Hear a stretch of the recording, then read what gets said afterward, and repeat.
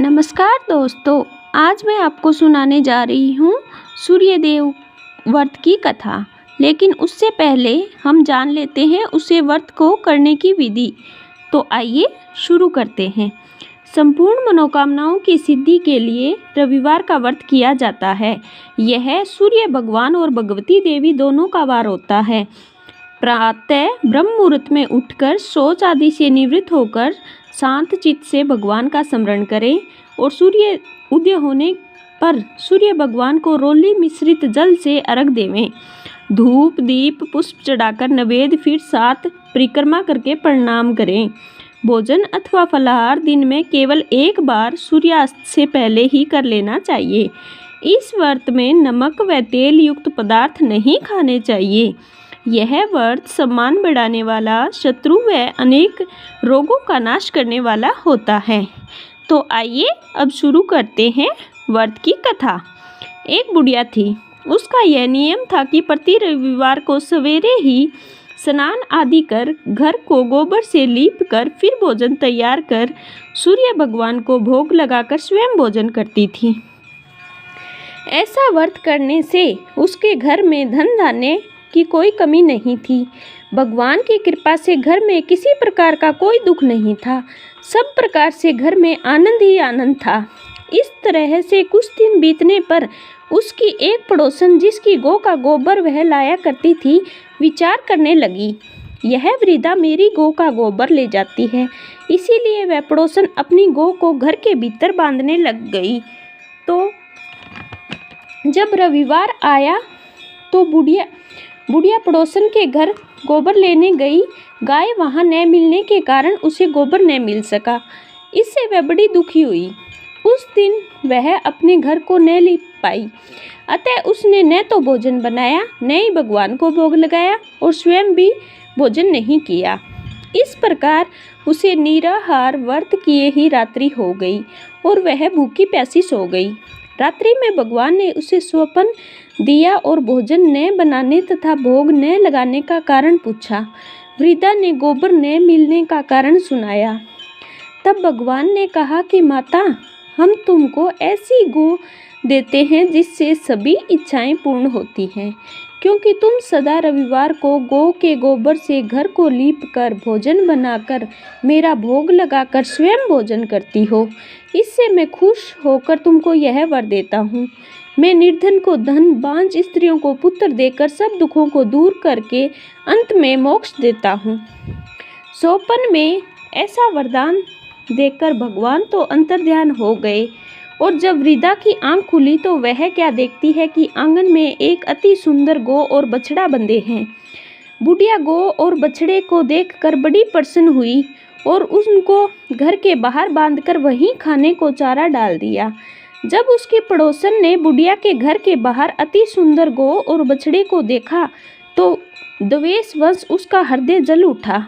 उसने देखा कि गौ ने सोने का गोबर किया है, तो वह उस गोबर को उठाकर ले गई और अपनी गौ का गोबर वहां लाकर रख दिया।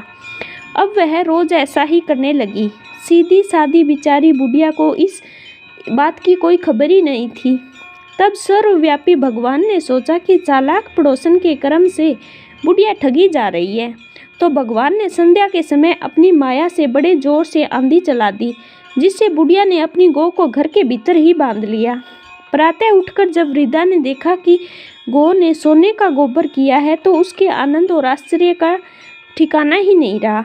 वह प्रतिदिन गौ को घर के भीतर ही बांधने लगी।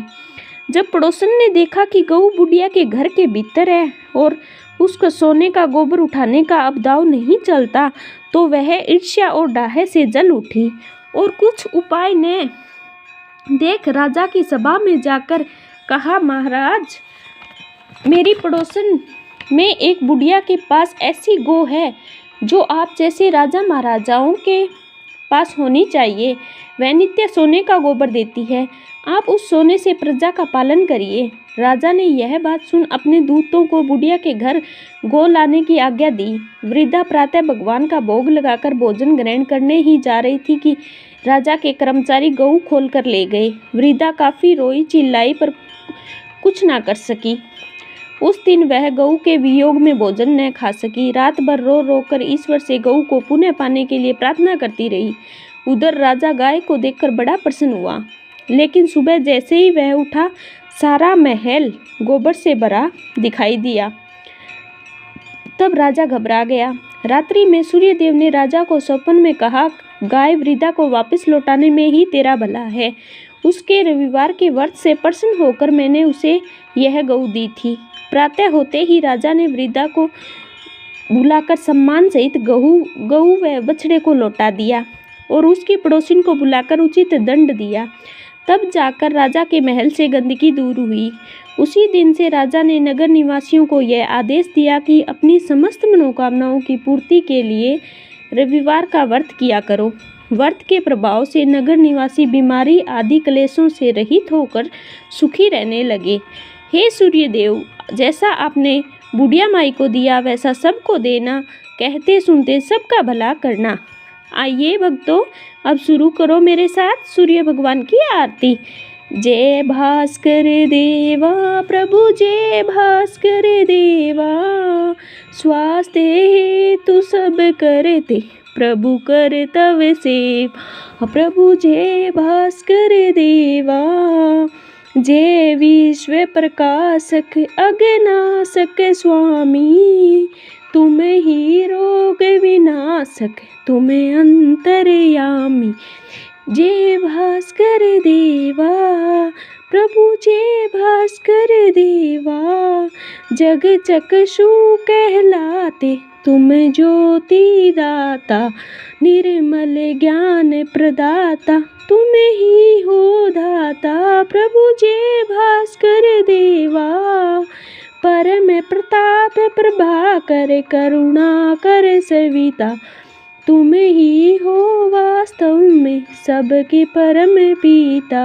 प्रभु जय भास्कर देवा, स्वामी जय भास्कर देवा, अनोत्पादन कारण अंधकार हारण, तुम वर्षा के कारण निज जन भय हारण। जय भास्कर देवा, जय भास्कर देवा, प्रभु जय भास्कर देवा, अंधकार हर के हरि जग पालन करता, हरता नर पापों के कर सहस्त्र धरता। जय भास्कर देवा, सर्वाधिक तेजस्वी केवल तुम ही हो, भव्य भावना भर दो हम में विनती यही कीनो। जय भास्कर देवा, तुम उपास दिवज जन के गायत्री द्वारा, शीघ्र बहा दो उर में आस्तिक कत धारा। जय भास्कर देवा, प्रभु जय भास्कर देवा, धरणी धर कृत रवि की जो आरती गावे, ग्रह कृत पीढ़ा खो कर वांछित फल पावे। जय भास्कर देवा, प्रभु जय भास्कर देवा। बोलो सूर्य नारायण भगवान की जय।